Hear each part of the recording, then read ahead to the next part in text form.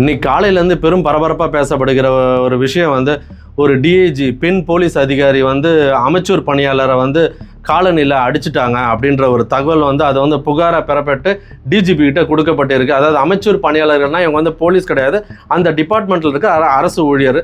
அதாவது வந்து அவங்களுக்குன்னு சங்கம் இருக்குது. இதை பற்றி விசாரிக்கும் போது இந்த டிஐஜி விஜயலட்சுமி வந்து கடந்த சில வருடங்களாகவே மன அழுத்தத்தில் இருந்ததாக கூறப்படுகிறது.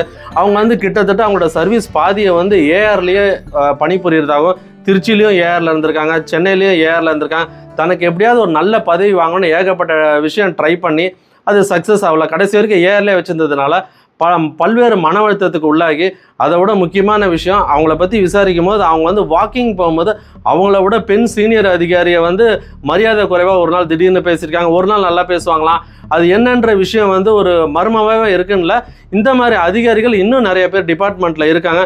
குறிப்பாக ஒரு பெண் அதிகாரி வந்து இவரை விட பெரிய அதிகாரி வந்தாலும் நிற்க வச்சு வேடிக்கை பார்க்குறது, இன்னொன்று அவங்கள வெயிட் பண்ணி பார்க்குறது ஒரு சைக்கோத்தனமான ஒரு விஷயம்லாம் இருக்குன்னு அந்த அதிகாரி மேலே, பெண் அதிகாரி மேலே குற்றச்சாட்டு இருக்குது.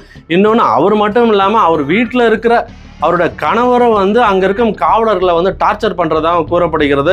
அது மட்டும் இல்லாமல் இவங்க வந்து நான் தான் எல்லாமே, இங்கே நான் சொல்கிறது தான் நடக்கும், என்னை மீறி யாரும் உள்ளே வர முடியாதுன்னு இது போன்ற அதிகாரிகள் டிஐஜி ஐஜி மட்டும் இல்லை, ஒரு முக்கியமான ஐபிஎஸ் அதிகாரி, ஒரு லிஸ்ட்டில் இந்த ஐபிஎஸ் அதிகாரி இன்னும் டிஃப்ரெண்ட்டாக திங்க் பண்ணுவாராம்.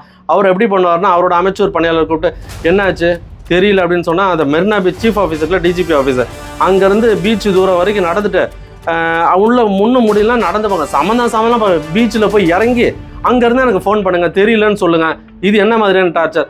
ஸோ இந்த மாதிரி விஷயங்களில் மன அழுத்தத்தில் இருக்கிற அதிகாரிகளுக்கு அரசு வந்து தீவிர சிகிச்சை அளிக்க வேண்டும் என்பதே, அதாவது அவர் கூட பணிபுரிகிற காவல்துறையின் விருப்பமாக இருக்கிறது.